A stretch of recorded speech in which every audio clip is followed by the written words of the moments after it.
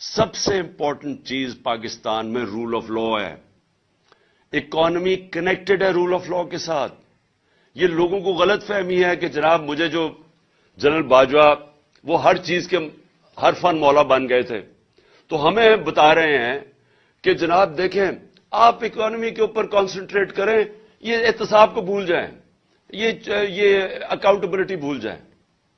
ان کو یہی نہیں پتا آج تک کہ دنیا کا نقشہ اٹھا کے دیکھ لو، جن ملکوں کے اندر کلین گورننس ہے، رول آف لا ہے، وہ خوشحال ہیں. اور جن ملکوں میں یہاں این آر او دیا جاتا ہے بڑے ڈاکوؤں کو اور بیچارے چھوٹے چوروں کو پکڑا جاتا ہے، وہاں سارے ملکوں میں غربت ہے. رول آف لا کنیکٹڈ ہے خوشحالی کے ساتھ. دنیا کے اندر جدھر بھی خوشحالی آئی ہے پہلے رول آف لا آیا ہے. یہ ہو ہی نہیں سکتا کہ ملک میں ڈاکے مارے جائے، جو ایلیٹ ہو وہ اوپر بیٹھ کے ملک چوری کرے اور آپ سمجھے کہ ملک ترقی کر جائے گا. یہ کبھی نہیں ہوا. اور اگر یہ ہوتا تو یہ دونوں جو خاندان 30 سال اس ملک کے اوپر مسلط رہے ہیں تو ان کو ملک کو ٹھیک کر دینا چاہیے تھا. ان کے دور میں ہی تو سارے قرضے چڑھے ہیں. تو یہ کسی کا اگر خیال ہے اور یہ سیلف سٹائل، کیونکہ بدقسمتی یہ ہے کہ جب آپ کے پاس اتنی پاور آ جائے جو ایک جنرل باجوہ کے پاس تھی، تو وہ سمجھتے ہیں وہ ہر فن مولا، وہ ہر چیز کے ایکسپرٹ بن جاتے ہیں. تو ہمیں لیکچر دیے جا رہے تھے کہ نہیں جی ان کو این آر او دے دو اور آپ صرف اکانومی پہ کانسنٹریٹ کرو. میں یاد ان کو کروایا کہ چائنا نے 450 وزیروں کو جیلوں میں ڈالا ہے. جو دنیا میں سب سے تیزی سے بڑھ رہی ہے اکانومی، اس کو کیا ضرورت پڑی تھی کہ 450 وزیروں کو پچھلے 7-8 سال میں جیلوں میں ڈالو. اس لیے رول آف لا کنیکٹڈ ہے.